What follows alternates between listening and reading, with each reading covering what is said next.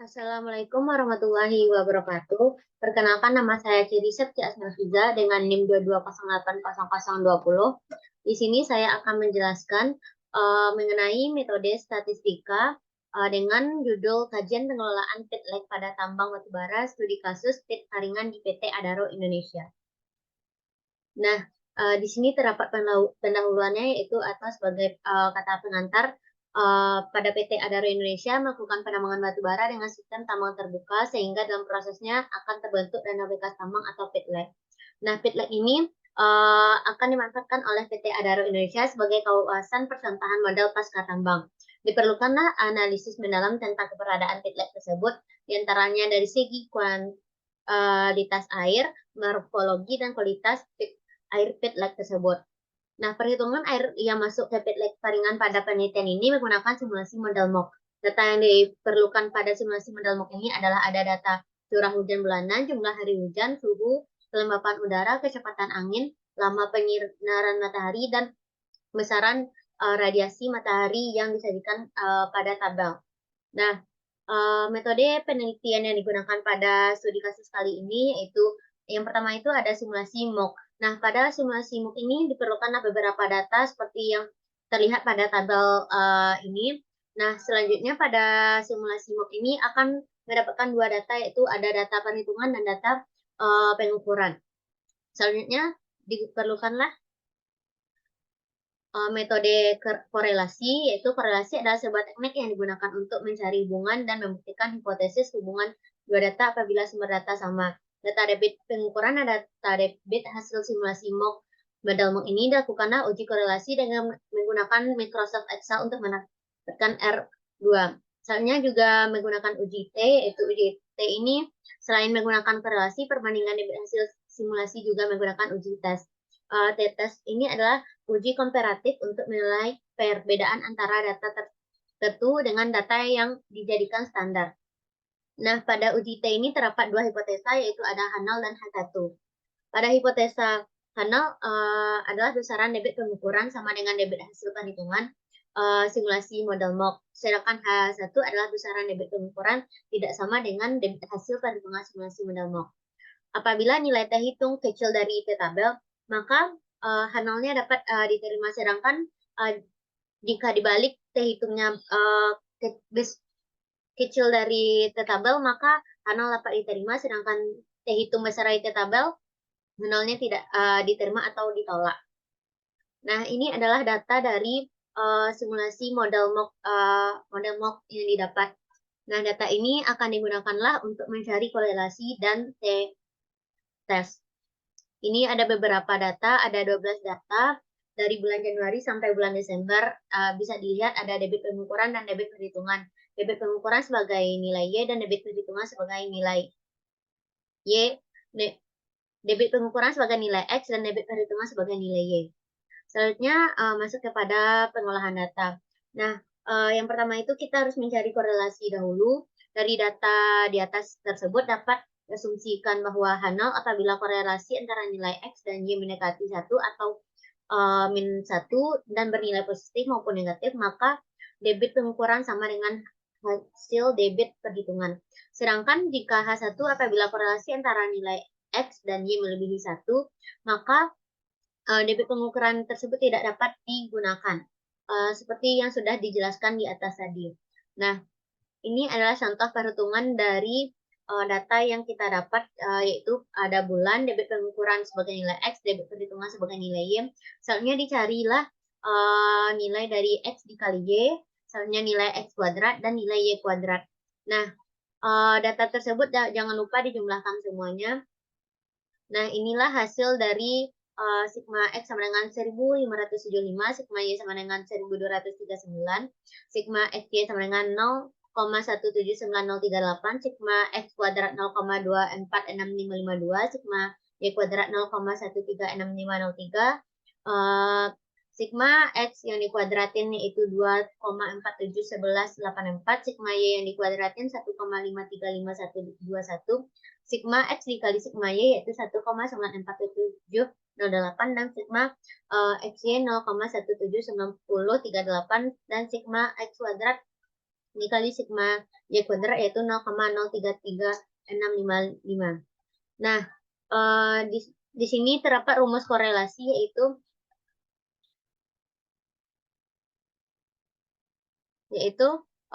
RxY sama dengan korelasi sama dengan jumlah data dikali dengan sigma Xy dikurang dengan sigma X dikali dengan sigma Y per akar jumlah data dikali sigma X kuadrat dikurang dengan sigma X yang dikuadratin dikali dengan N dikali sigma Y kuadrat dikurang dengan sigma Y yang dikuadratin. Nah, selanjutnya dimasukkanlah data yang kita dapat di atas, yaitu jumlah datanya ada 12 dan sigma X 0,17938 dikurang dengan sigma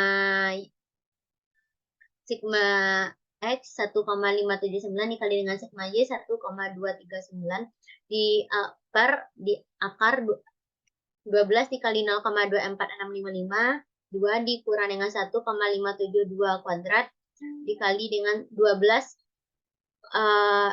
dikali dengan 0,136503 dikurang 1,239 kuadrat sehingga dapatkanlah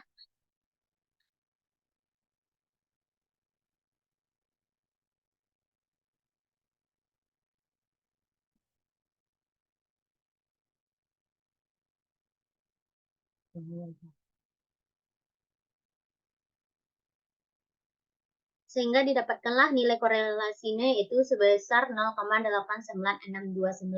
Nah, seperti yang sudah dijelaskan sebelumnya, bahwa jika nilai korelasi antara X dan Y di bawah 1, maka H0-nya dapat diterima. Sedangkan jika nilai korelasi XY-nya melebihi 1, maka H0-nya ditolak. Nah, di sini kita mendapatkan hasil nilai korelasi yaitu 0,89629, artinya H0 dapat diterima sedangkan H1 ditolak. Selanjutnya masuk ke uji T. Dalam uji ilmu statistik ini terdapat 3 macam uji T, yaitu yang pertama ada uji tes yang digunakan untuk menguji nilai rata-rata dengan 2 variabel sampel yang sama. Selanjutnya ada uji tes yang digunakan untuk menguji perbedaan antara rata-rata variabel dari sampel yang berbeda dengan mengasumsikan bahwa nilai variansnya sama. Dan selanjutnya ada juga uji tes yang digunakan untuk mencari rata-rata 2 variabel dari sampel yang berbeda dengan mengasumsikan bahwa nilai variansnya berbeda. Penentuan uji tes ini yang sesuai dengan data debit digunakan asumsi yang pertama ada equal variance yaitu nilai T hitung kecil dari T tabel dan unequal variance yaitu nilai T hitung besar dari T tabel.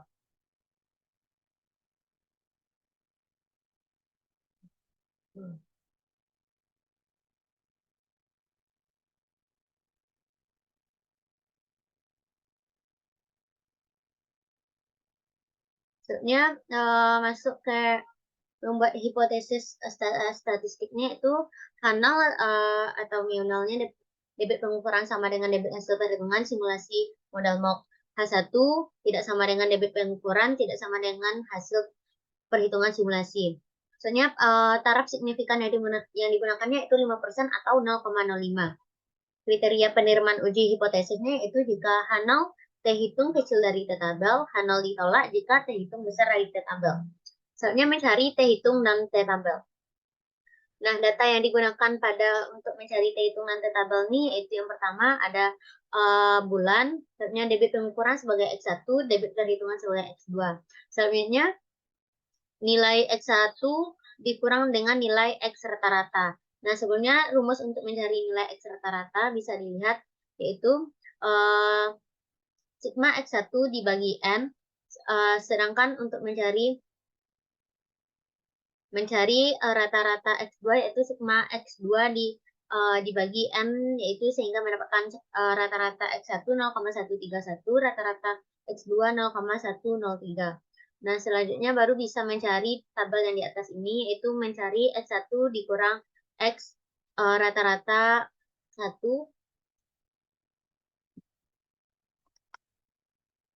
yaitu sehingga mendapatkan hasil sigma 1,20675.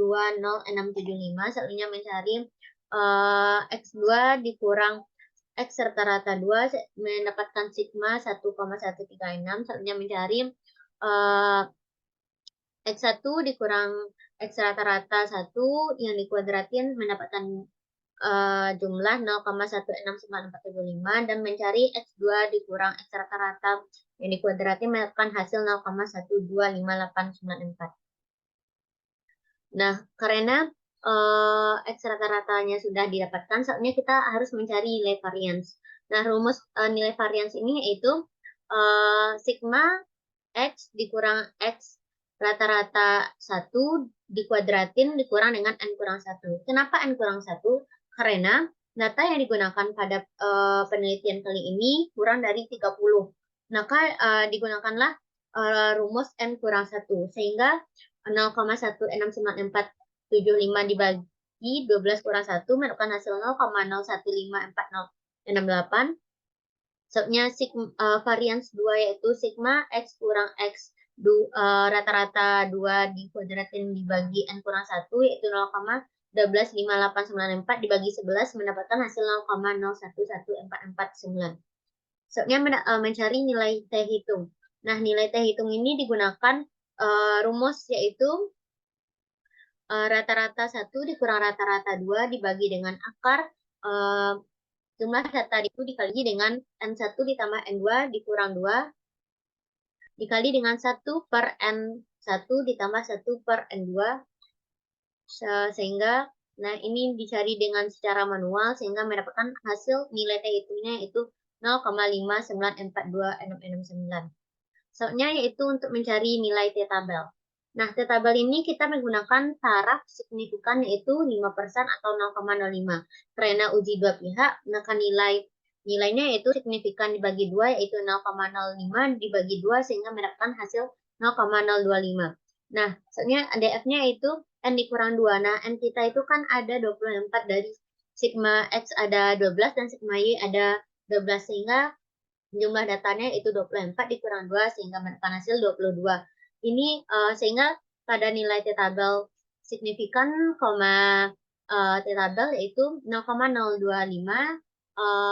titik 222. Nah, mendapatkan hasil 2,074. Nah, ini bisa kita lihat pada tabel berikut ini.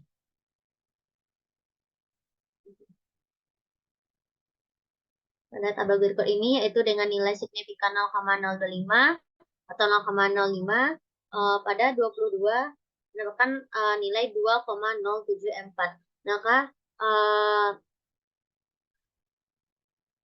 Maka terhitung bernilai kecil daripada T tabel sehingga H0 diterima, maka debit pengukuran sama dengan debit hasil perhitungan simulasi modal mock.